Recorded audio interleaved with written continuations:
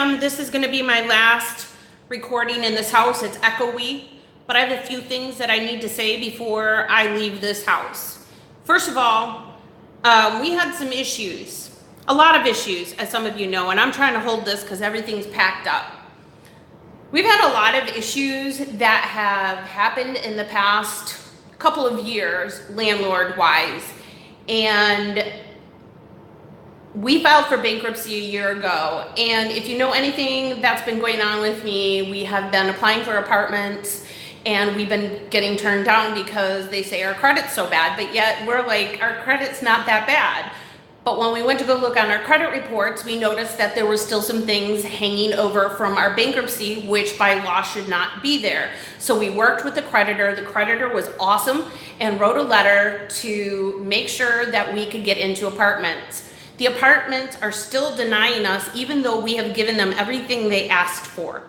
As of today, we were still waiting for an answer for another apartment at Villa Royale Apartments in Kenosha. You don't want to rent there because the corporate office is god awful. The people there at work at the office, they're really nice, but the corporate office, they suck. They're mean, they're liars, they will cheat you, they're discriminative. They are the worst people in the world to deal with. This Joe woman told me that we could actually get the apartment if I proved to her that there were inaccuracies on our credit. So that's how I started working with the creditor who gave us the letter, and she still turned us down. Now let me talk to you about my wonderful, incredible Christian landlord here. Yes, she's a beaut. Cherie Booker, you know you're watching, so I'm calling you out just because I feel like it. Because I'm homeless today. Because you see, we were still waiting for this apartment.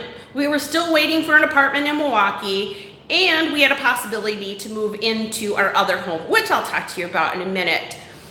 So we had actually told her months ago that we were looking for a more affordable place to live. She knew this. She knew this. You knew this, Cherie. You knew it. So when we told her that we had to be out by the 1st because we couldn't afford to continue living here and that we had a possible place to live on the 1st, or we were going to be homeless, it was either this apartment or we were going to be homeless. Her exact words were, I can't survive without rent. I can't survive without rent. I'm going to serve you a 5-day notice if you don't pay rent. Okay? This is what she told us. But then she told us she had a renter for the 1st, tomorrow, and that we had to be out today. And then told us that we never gave her 30 days notice, but yet she already had the place rented for today. Cherie, you're a damn liar. You lie. You lie. Everybody lies. You Christians, you're shameful. You're utterly shameful. So here we go, and we go off to our old house, our old house that we fell in love with, that we were supposed to buy, that the owner sold out from underneath us. They're Christians too. Yeah, and they sounded like they were really like looking to bless somebody. But they're asking like $1,600 for this house that originally rented for $1,150, right? So we go over there on Saturday thinking we're going to get the place because we're telling them, hey, look, you know, we'll give you $1,300 a month. And they were like, yeah, come on over. So we went over there and they said we had just prayed over the house and asked that God would send us the right person that we could bless for this house. Yeah, so we went through a series of interview questions. They asked us a whole bunch of questions. We were honest with them about everything.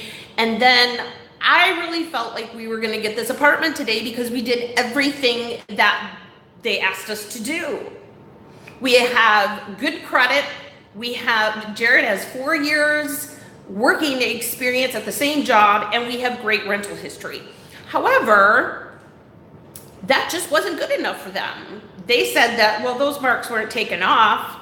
And I said, well, yeah, because they just wrote the letter on Thursday. It doesn't happen overnight.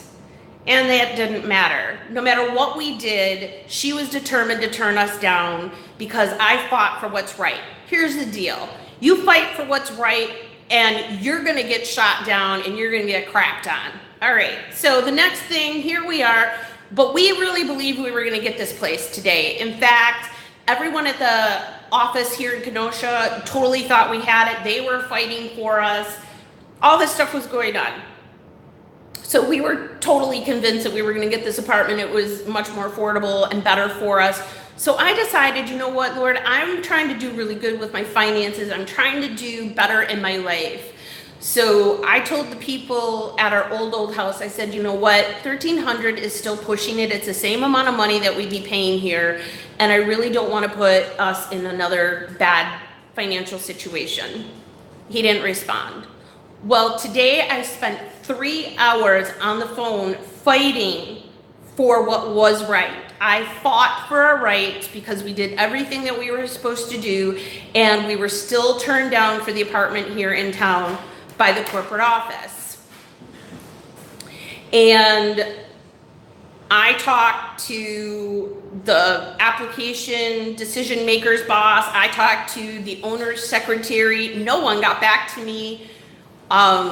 It was just a disaster. So I spent 3 hours trying to deal with that while my husband and my best friend and her husband were here moving. Let me tell you who helped us move. It was an atheist, a Mormon, and my best friend. Okay? Where are all you people? Where are you? Like when someone needs you. So the other thing is that then we contacted the old house and asked, you know, if we could still move in because we have no place to go. We got a full truck. We got nowhere to go. Their response, and I have to tell you that when we went there, they were like, you know, our hearts come first. We're Christians, and, you know, it's not all about money. It's about the heart issue, and we just want to bless somebody. That's what they told us. But then today, when we tell them we're homeless and we have no place to go, their response is, hey, we got somebody who's going to pay us $1,550 and do all the work for us. So it's not about blessing someone. It's about getting what you want then, right? Okay. So now we're required to clean this house. She told us we couldn't stay here to clean and extend to the 21st, which is the end of our lease technically. So she's kicking us out. It's not the other way around. We didn't give her 30 days. She didn't give us 30 days. She just got a renter for the 1st, even though our lease isn't up technically until the 21st. So technically, you know, we should be able to stay here for the prorated rate, but she's making us leave as of today. So that's your good Christian landlord there. Now, let me tell you something that's going on with Jared. Jared couldn't get off work. He's been trying to get off work for this day, for a good month since we looked at the apartment in Milwaukee. And every time that we thought we were going to get the place someplace, he continued to ask for the day off. Well, the last week, he's been telling his boss at GFS, Gordon Food Service Warehouse in Kenosha, Wisconsin, who claims to be a Christian company as well, that we were going to be homeless. And could he get the day off because he had nowhere to go and he had this truckload, and they kept telling him no. And he called twice today saying, look, I have nowhere to go. My family has nowhere to live as of tonight. Can I please get off? They said no. So this little black kid down the street from his heroin, crack mom and dad dealing down the road came in front of my house and started giving me lip and telling me, what you looking at, bitch? What you got to say to me?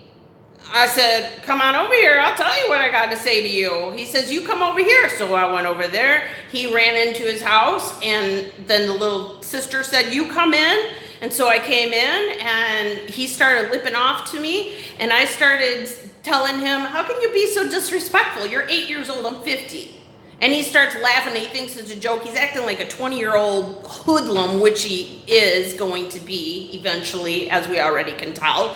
And his mom comes popping out of her crack den and starts getting in my face and telling me, you got something to say, let's take it outside. I said, let's go, bring it, let's go. And I go out the door, and she shuts the door behind me. She don't come out because I've been in jail. Good. You know what? Bring it, bitch. I'm on. Okay, I'm ready. So I told Jared call the cops.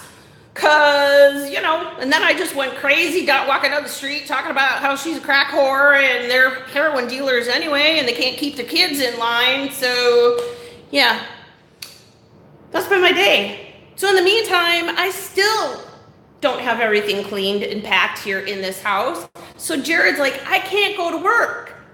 So he calls work. You're gonna love this one, Ann. He calls work and he talks to one of his supervisors and tells his supervisor the whole story about how we're homeless. And his supervisor had the nerve to say, Dan, the lead at Gordon Food Service, yeah, I'm calling out everybody today, bitches. I ain't messing around no more.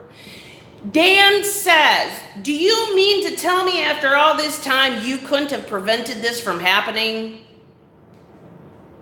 I swear to you on my life. So needless to say, my husband's probably going to lose his job tonight, or he's going to quit because he's so pissed off. I've never seen him so mad.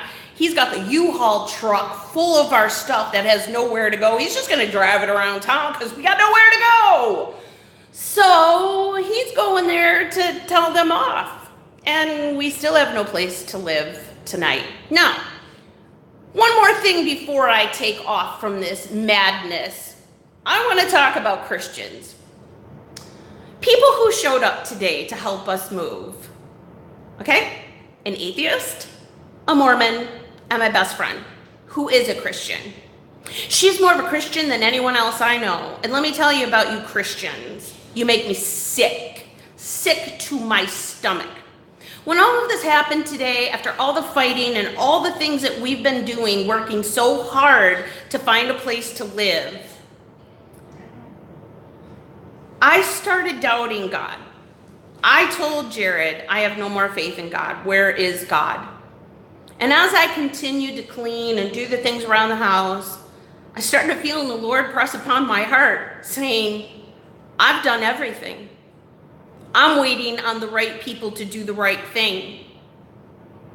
So here's the thing. If you're a Christian and you're telling me you pray for me, I don't need your prayers. Because God already knows what I need. But he's waiting for you to help people like us in need.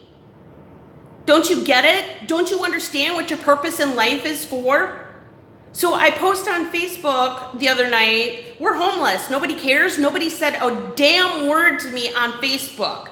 But then today I get all these comments saying, well, I just don't know what to say. So we just don't say anything. Well, that's real Christian-like. These are all Christians. These are all my friends who claim to be Christians. Where the hell are you? My best friend, she's married to an atheist. He's opening up his house to us. Do you want to know what their house looks like? It's about as big as ours, and they have twice as many people as we do. You know what they're doing? They're moving out their son out of his bedroom, so that we have a place to live. That's what Christians are supposed to do. None of you have offered us anything except for one friend, Karen Ellis. I love you with all my heart.